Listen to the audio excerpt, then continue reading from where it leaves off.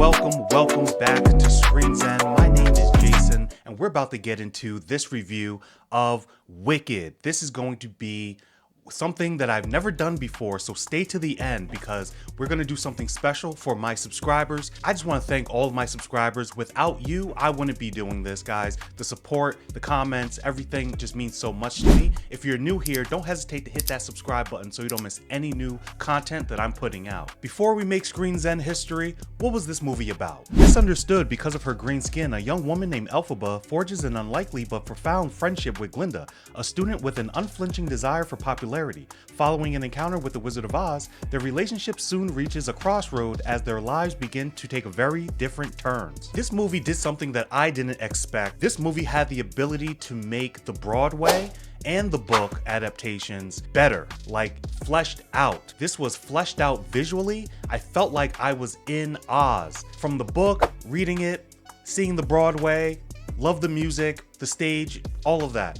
But with this medium of movie, they actually made this feel real. And even the storytelling within it was able to be fleshed out even more because of the visual. When I think of other adaptations like Into the Woods or even Cats, right? This does not compare to Wicked. Like, Wicked got it right. First, let's talk about the singing. The singing was on point, not much different from the Broadway. Added elements woven in the songs that they sang. It really helped everything I expected stay fresh musically. I'm expecting like that one ending of the song and then they delayed a little bit, but I know it's coming, right? So it built anticipation, and even the end song, it felt more epic than anything I've heard in a while. I think the music is going to be a point for people who are for the movie, also against the movie. If you don't like musicals, you might not like this. I had a friend recently say he didn't like musicals, but he loved the movie. You have to go see it for yourself to decide what it does for you. And talking about bringing things to life, the set design was immaculate. It felt like a real place that you could actually be visiting, with design elements that were completely unique.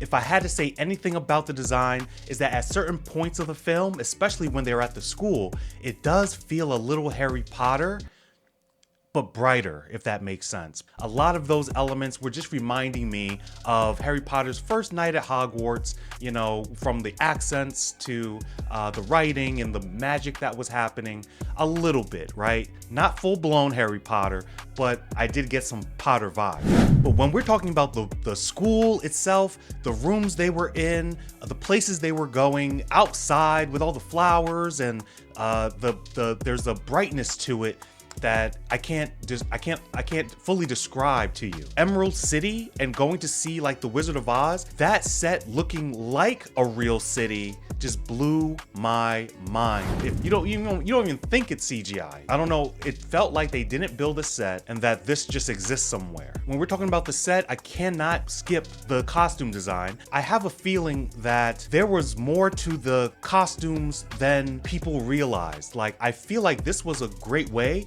of adding diversity. Now, this thing was way diverse and I loved seeing it. There were Asians, black, white, everybody was there, redheads, like everyone seemed accounted for in this movie. And at certain points when you see how the students were dressing, they had like half skirt, half pants, dudes wearing full skirt, you know what I mean? Women wearing full pants.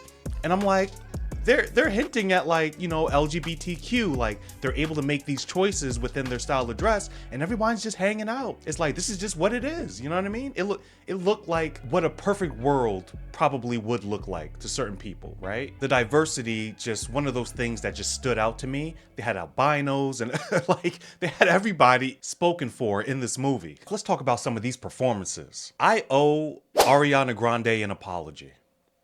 I used to be on the Ariana hate train when she was licking the donuts, dating Pete Davidson and all of that. I was like, she's spiraling, y'all. She's spiraling, but there's no denying her acting, singing ability, because she brought all of it to this movie. With Ariana playing Glinda, she gave a great balance between airhead and entitlement, but that's, you know, who her character was. And I think she did a great job bringing that to the forefront. And obviously those high notes, mwah.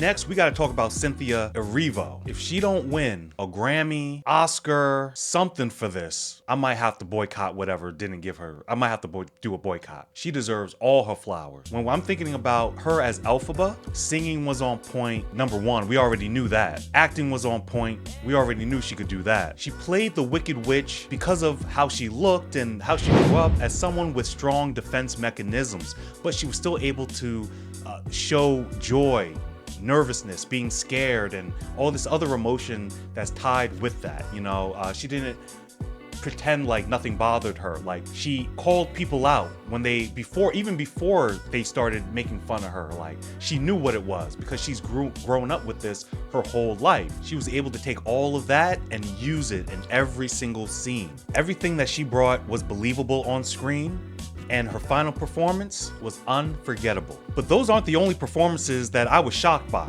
Jeff Goldblum as the Wizard of Oz, he was singing, y'all. I don't remember the last time I heard Jeff Goldblum sing, and as soon as I heard him ring a note, I was judging him. I'm gonna be honest. I was looking at him, I was like, okay, Jeff, I'm not sure. I never, but from what he gave us, it was whimsical and he did a good job, and I'm sure the production has a lot of, audio stuff going on with his voice, but all the same, it wasn't outside of what we were getting throughout the whole movie. He did a great job. The other person that I'm thinking of is Michelle Yeoh.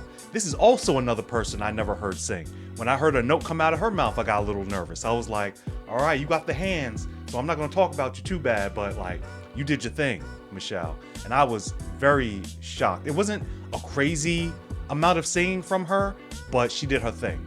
Just like with everything, everywhere, all at once, like her not being a fighter and being a mother was crazy.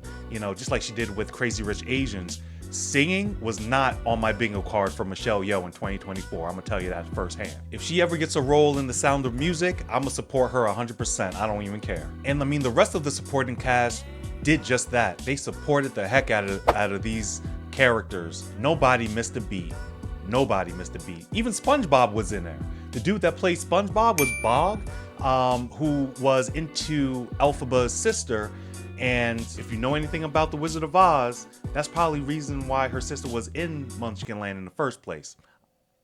Theories. This movie, the story, the Broadway, the book is pretty much a what if of Oz. Like, what if this happened? Or, here's the real story behind what the beloved stories from, Dorothy and everybody else that I love the story, and the fact that they didn't change anything to the story. The story speaks for itself. Broadway, the book, you don't even need to change the story to make it viable for the movie medium. This movie has definitely made an impact, so let's get right into it, y'all. The only letdowns that I had was that it had Harry Potter vibes sometimes, and it had a Neo at the in the Matrix ending a little bit, but I'm not even mad at that. That ain't even what I'm mad at. I gave this film a 5 out of 5. The first 5 out of 5 on the channel, y'all.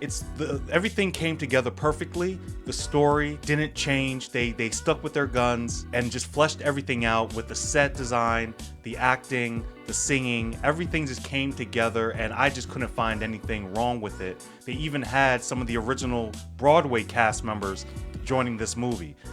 A treat that I didn't even know I was gonna get. I assume they should be in it, but you never know with a movie. And if you're looking for more movies, I got some right over here for you. More reviews and reactions. As always, I look forward to seeing you in the next one.